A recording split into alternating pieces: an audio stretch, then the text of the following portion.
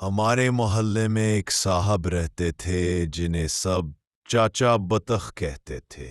نام ان کا بختیار احمد تھا، مگر چونکہ وہ چلتے وقت اپنے جوتوں سے پھٹ پھٹ کی آواز نکالتے تھے، اس لیے بچے بڑے سب نے مل کر انہیں چاچا بطخ کے دو شوق تھے، ایک چائے پینا، دو موٹر سائیکل چلانا۔ لیکن مسئلہ یہ تھا کہ نہ ان کے پاس چائے کی دکان تھی نہ موٹر سائیکل۔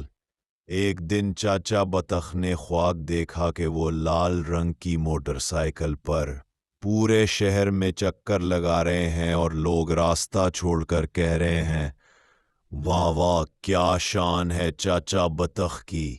اگلی صبح وہ اٹھے، من بھی نہ دھویا، سیدھے محلے کے مکینک کے پاس جا پہنچے۔ بھائی اکرم، ایک عدد موٹر سائیکل چاہیے، بس تھوڑی سستی ہو۔ اکرم نے حیران ہو کر پوچھا، چچا جیب میں کتنے پیسے ہیں؟ چچا بولے، پیسے تو نہیں لیکن ایمان پکا ہے۔ اکرم نے کہا، چچا ایمان سے موٹر سائیکل نہیں چلتی، پیٹرول چاہیے۔ چاچا بطخ مایوس ہو کر واپس آئے، لیکن اگلے دن ان کے دماغ میں ایک بڑی چالاکی آئی۔ انہوں نے اپنے پرانے سائیکل پہ موٹر سائیکل کا ہارن لگا دیا اور ٹین کے ڈبے کو باندھ کر چلنے لگے تاکہ آواز آئے بڑبڑ بڑبڑ ڈڑ۔ پورا محلہ چونک گیا، بچے بھاگے، عورتیں پردے میں ہنسنے لگیں، اور ایک بندہ بولا، چچا بطخ یہ موٹر سائیکل ہے یا تندور؟ چچا خوشی خوشی موٹر سائیکل چلا رہے تھے کہ سامنے سے پولیس والا آ گیا۔ پولیس والے نے روکا اور بولا، ہیلمٹ کہاں ہے؟ چچا بولے، صاحب یہ موٹر سائیکل نہیں، یہ ایمان سائیکل ہے۔ پولیس والا ہنس پڑا اور بولا، چچا آپ کے پاس ڈرائیونگ لائسنس ہے؟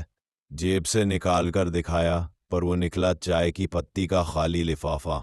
پولیس والا بھی انسان تھا، ہنس ہنس کر کہنے لگا، چچا چلو آج کے بعد موٹر سائیکل کا خواب دیکھو، اصل میں بس سائیکل ہی چلاؤ۔ چچا بولے، ٹھیک ہے صاحب، مگر ایک بات یاد رکھنا، اگر ایمان سے موٹر سائیکل نہیں چلتی تو ہنسی سے پورا محلہ ضرور چلتا ہے۔